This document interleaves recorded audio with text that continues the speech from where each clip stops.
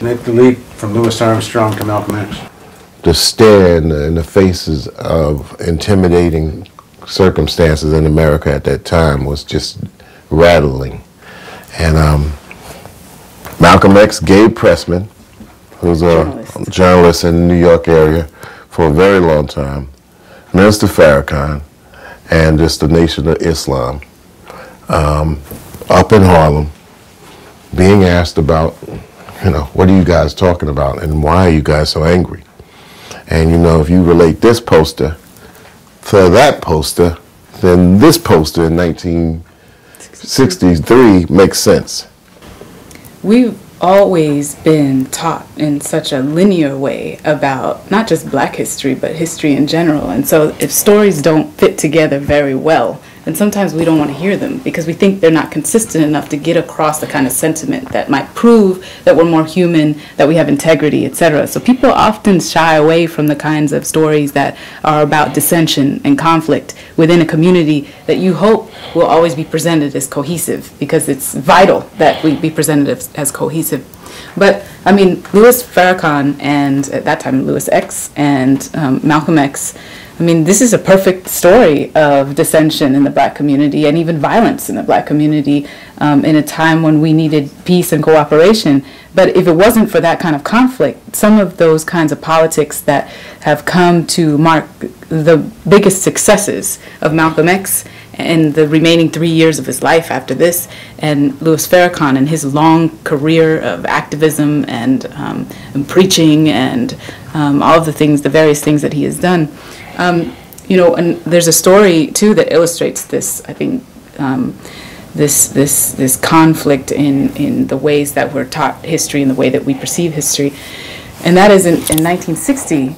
That Malcolm X was the one who really saved Fidel Castro at the UN meeting in 1960 from being out on the street, because he came to New York just a year after the revolution in 1959, and he wasn't allowed, he and his delegation were not allowed to stay at the hotel that they had reservations in. And so what does Fidel Castro say at midnight? He says, "Call Malcolm X, I know he'll help us." And so Malcolm X brings Fidel Castro to Harlem, to the Hotel Theresa, and all his delegation, and Harlem welcomes them. And this is another page in history that, folks, Black people have always been so careful about their affiliations with communism, because they've been at once trying to enter society and then also rage against it. And so their relationship to socialism has always been very ambiguous.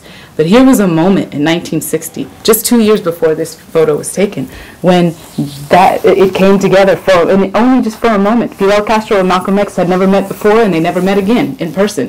But their stories and the constellation of what they each brought to the table that night made sense to the Cubans that were there and to the people of Harlem. And so these apparent conflicts, even if they are actual conflicts, are often rehearsal for future successes. One of the things that's been said about Malcolm X near the end of his life is that he started thinking and talking more about class, not only about race. How does that impact both of your thinking? Many of these men are begging and looking for love. They ain't looking for, hoping that people like them. It's like, no, we demand respect, and that was kind of jarring. And I think that Malcolm built that conversation into okay, look, we demand some respect, but all of us as a people who have been squashed underneath the thumb of the oppressor. But also at the same time it's saying, okay, build a constituency with the embracing of love. And I know I might be jumping the gun here, but this means as much to me as a Black man in America leading into the prideful moment I felt with Barack Obama. And I'm saying, to me it's personal, as a Black man in America who's been here nearly 50 years. I mean, that's personal. So I went to the Million Man March, which is somewhere in the middle of here, in 1995.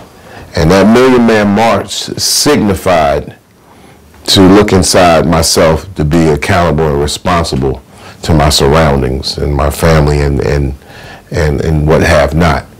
And Barack Obama in 2009, you see the black family as a symbol. You see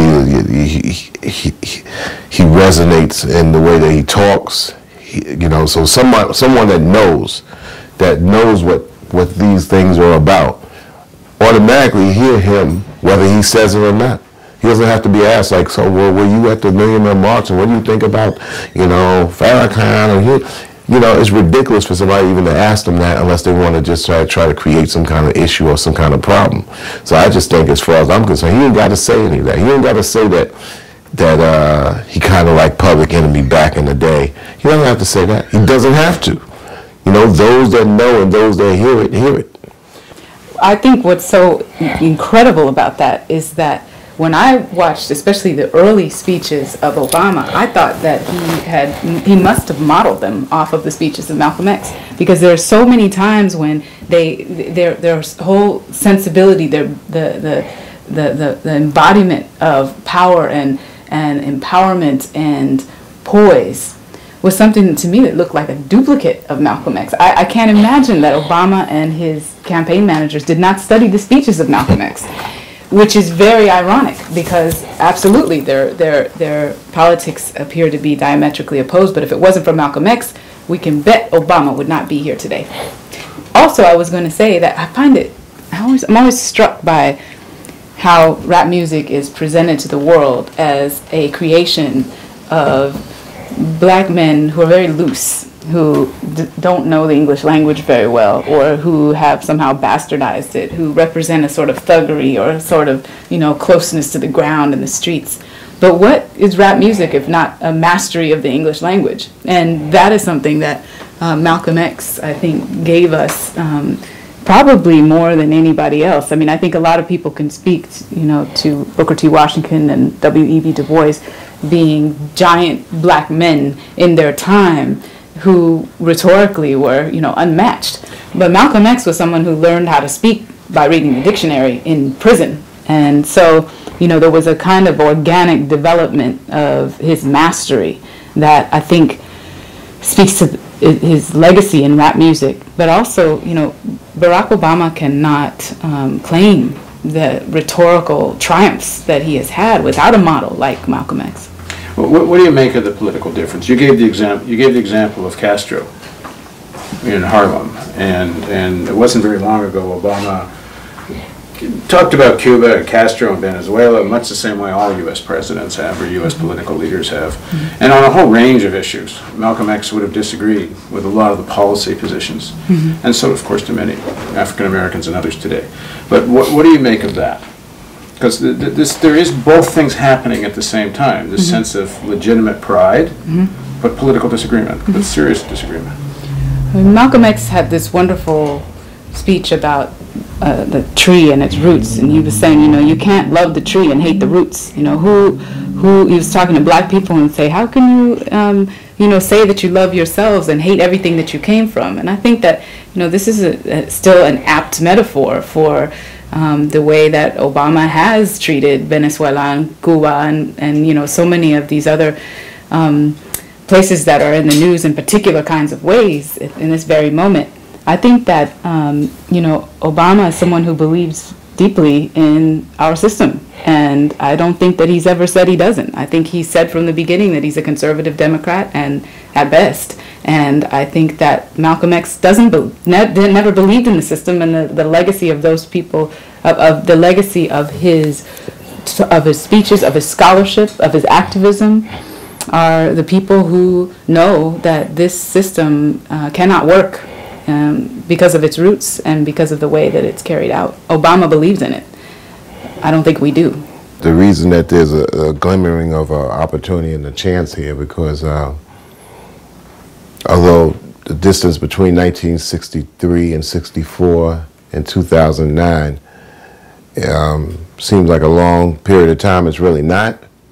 But at the same time, that it's an opportunity to not just make changes in the system, but make changes in the world, which would force changes in the system.